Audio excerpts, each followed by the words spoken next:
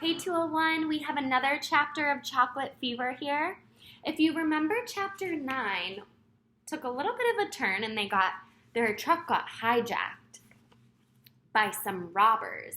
So let's read chapter 10, Taking a Licking, and see what happens with these robbers who took their truck. They traveled for a long time. Lefty was driving very carefully, making sure he kept the big truck within the speed limit. From his perch up in the bunk, Mac was keeping a watchful eye on their route. Henry tried to keep watch too, but as the hours flew by, he found himself nodding off.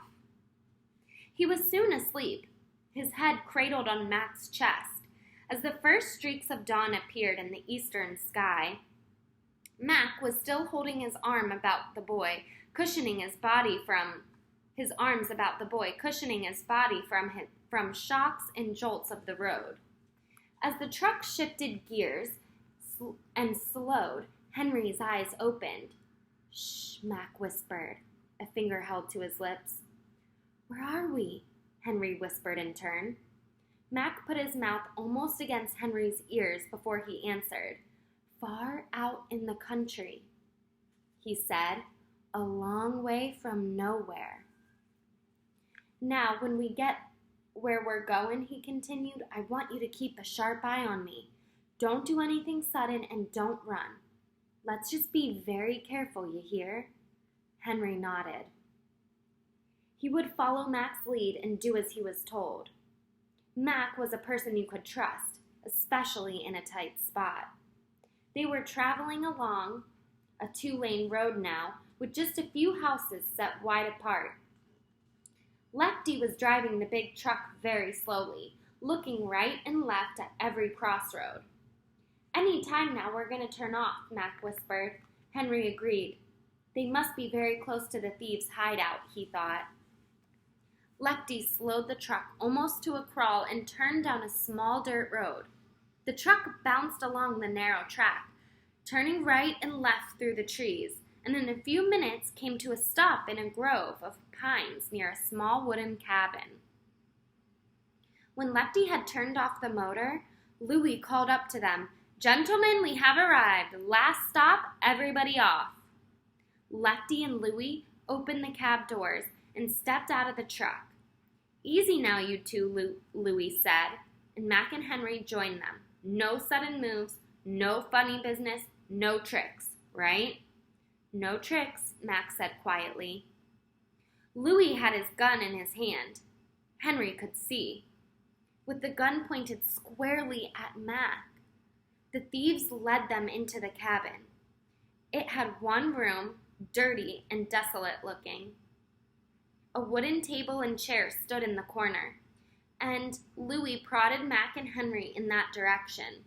There were no windows in the cabin and no light either, until Louie lit a small lantern that hung from the rafters. Lefty pulled a chair over near the door and sat there, gun in hand, watching carefully. "Well now," Mac said, "what comes next?" "What comes next is up to you," Louie said. "Play it smart and we leave you here when the job's over. Give us trouble and just don't give us trouble." With that, Louie drew his chair over near Lefty, and the two of them fell in a quiet conversation. Lefty was angry, that much was clear. "What do we do with the load of candy?" they heard him say. Louie spent most of his energy trying to keep Lefty calm. "Looks like our friends over here bought a pack of trouble," Mac said to Henry. "Instead of furs, they got something they don't want." "Ha ha," said Henry, and they both had a quiet chuckle, followed by several minutes of quiet giggles. When their mirth had subsided, Henry asked Mac what was really going to happen. "I don't know," Mac said, "except for this. If either one of them tries to put a hand on you, I will personally lay them out flat, gun or no good. Sorry, I'm having trouble speaking today. Gun or no gun, so don't you worry." There was a kind of iron in Mac's voice now, and Henry was sure that when the moment came, the big man would be ready for it. Just then, out of the corner of his ear, Henry heard a faint and faraway sound. It could have been a dog barking. Mac heard it too, and the two of them sat quietly listening. It was barking all right, but now there seemed to be two dogs barking. Mac put his hand on Henry's arm. "No noise now," he said. "Listen." The barking got louder and closer. The seconds ticked by. Louie and Lefty heard it too. They stood near the closed door, listening. For all they were worth. You had to be deaf not to hear the chorus of yelps and yowls. It was getting louder and louder with every moment. "Keep them covered," Louie shouted against the din. "I'm going out to see what's happening."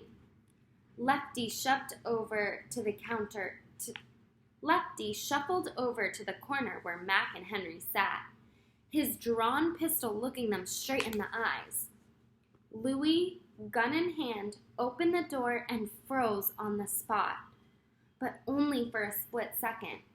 For at that exact moment, a big German shepherd came sailing through the doorway and landed on Louie's chest. Louie was knocked flat on his back. His pistol clattered across the floor.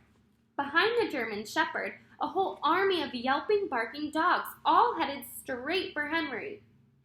Airedales, Dobermans, a brown and white collie, several Spaniards and settlers, and a small French poodle.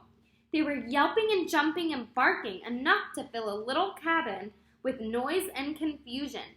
Lefty was stunned, speechless, absolutely confused by the dog riot that was taking place before him. But Mac knew what he was about. In a flash, he pounced on Lefty and took the pistol right out of his hands. Then he leaped to where Louie's gun had fallen and scooped that one up too. One gun in each hand, Mac whirled to face the pair of confused crooks.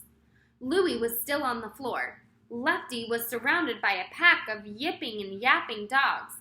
Even if he wanted to run, he couldn't. Henry, of course, was the star attraction for the animal army. They were licking him as if he was some sort of new dog yummy. His arms and legs and face were covered with happy licking dogs. Here's the picture. It's quite a scene. You can pause it and look at it if you want to look at it for longer. And all of it made him laugh so hard he could scarcely protest. While this was going on, still more dogs were racing into the tiny cabin, and behind them came people, most of them with leashes in their hands, and all with some puzzling story. They had been out walking their dogs, and one after the other, the animals had put their noses in the air and sniffed wildly and began racing madly along the dirt road, as if following an irresistible scent. Now, what could have made those animals behave so strangely? And what about those pistols? What was going on in this cabin anyway? Why did this place smell like a chocolate shop? It took about an hour and the arrival of the local police to sort it all out. Mac had a lot of explaining to do, but when it was over, Louie and Lefty were handcuffed.